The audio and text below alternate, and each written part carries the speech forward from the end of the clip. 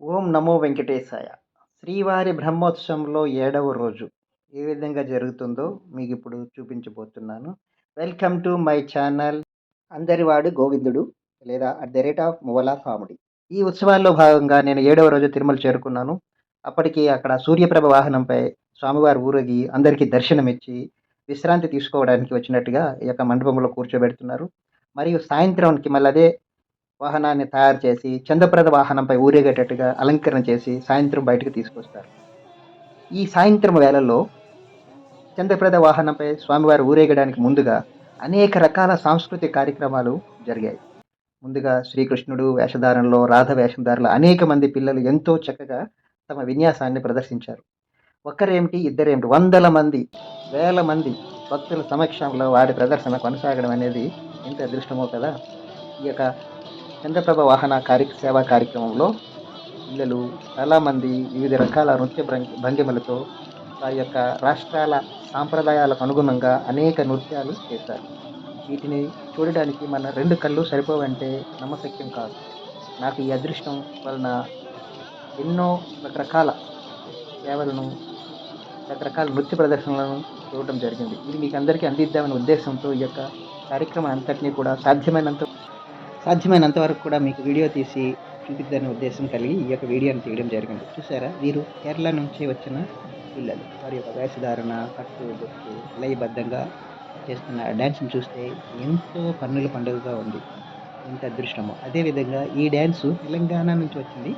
వీరు కృష్ణ మహిమ అనే నృత్యగానాన్ని ఆలపించి డ్యాన్స్ ప్రదర్శన చేశారు. వీరు కూడా ఎంతో చక్కగా ఈ యొక్క ప్రదర్శన కొనసాగించారు. అదేవిధంగా ఆ తర్వాత తమిళనాడు రాష్ట్రం నుంచి వచ్చిన వెంకటేశ్వర స్వామి, చూసారా ఎంత బాగున్నాడో. నిజంగా ఆ వెంకటేశ్వరుడే తిరిగి వచ్చి ఈ యొక్క మాడవీధుల్లో తిరుగుతున్నాడా అన్న చందంగా వీరిని తయారు చేయడం జరిగింది. ఎంత చక్కగా అంటే అంత చక్కగా మనకు కనిపిస్తున్నారు.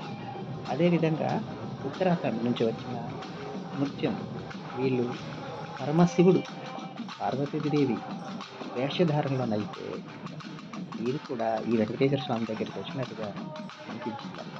అంత చక్కగా వారి యొక్క వేషధారణ అందరికీ పార్వతీ పరమేశ్వరుడు ఈ యొక్క వెంకటేశ్వర స్వామిని చూస్తే మనకు ఎంతో ఆనందం కలుగుతుంది. ఈ ప్రదర్శనలో ఒకరేపు కొన్ని వందల వేల మంది ఈ యొక్క ప్రదర్శనను చూపించారు. అదేవిధంగా పంజాబ్ నుంచి వచ్చిన భాంగ్రా డ్యాన్స్, అదేవిధంగా తెలంగాణ నుంచి వచ్చిన అతిపెద్ద పండుగ జరిపే బతుకమ్మ సంబరాలను కూడా ఇక్కడ ఏర్పాటు చేయడం జరిగింది. ఈ కార్యక్రమం అంతా కూడా కన్నుల పండుగగా రకరకాల నృత్యాలతో, రకరకాల వేషధారలతో అనేక రాష్ట్రాల నుంచి వచ్చిన వారు ఎంతో చక్కగా ప్రదర్శనలు ఇచ్చి స్వామివారి కృపకు పాత్రులైనారు. స్వామివారి ఆచరణలకు అనుగుణంగా సాంప్రదాయాలకు లయబద్ధంగా డ్యాన్సులు చేస్తూ ఈ కార్యక్రమంలో ఎంతో చక్కగా ప్రదర్శనలు చేశారు. వారికి ఆ వెంకటేశ్వర స్వామి ఆశీస్సులు చక్కగా లభిస్తాయని చెప్పారు.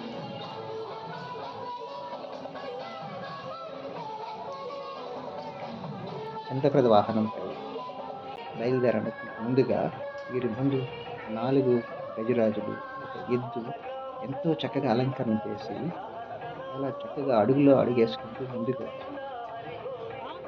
క్రమం తప్పకుండా అడుగులు వేసుకుంటూ వస్తున్నాయంటే వీరికి ఎంత ట్రైనింగ్ ఇచ్చారో చెప్పుకోవాలి.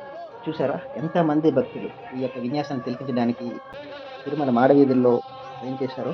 అదేవిధంగా ఆడపిల్లలు ఫోక్ డ్యాన్స్ ఆంధ్రప్రదేశ్ వారు నిర్వహించారు. డప్పులు కొడుతూ, భజనలు చేస్తూ, దేవుణ్ణి స్తుతిస్తూ, గానాలు చేస్తూ ఎంతో చక్కగా భక్తితో కూడిన ఒక మహత్తరమైన దృశ్యాలను మనం చూడడం జరుగుతుంది.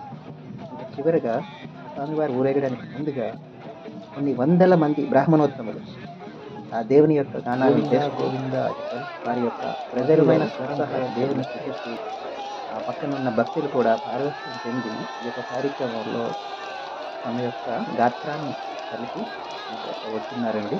చంద్రప్రద వాహనంపై శ్రీవారు ఊరేగుతూ వస్తున్నారు. ఎంత చక్కగా ఊరేగుతున్నారో చూసారా. ఈ నామస్మరణ గోవింద గోవింద ఎంతో కన్నుల పండుగ ఈ కార్యక్రమం. ఇలాంటి కార్యక్రమాలు ఎప్పుడు జరిగినా మనకు తప్పకుండా చూడాల్సిన అవసరం ఉంది. ఎన్నో జన్మల పుణ్యఫలం ఆ గోవిందని కల్లారా చూసుకోవాలి. Thank you. Please like and share.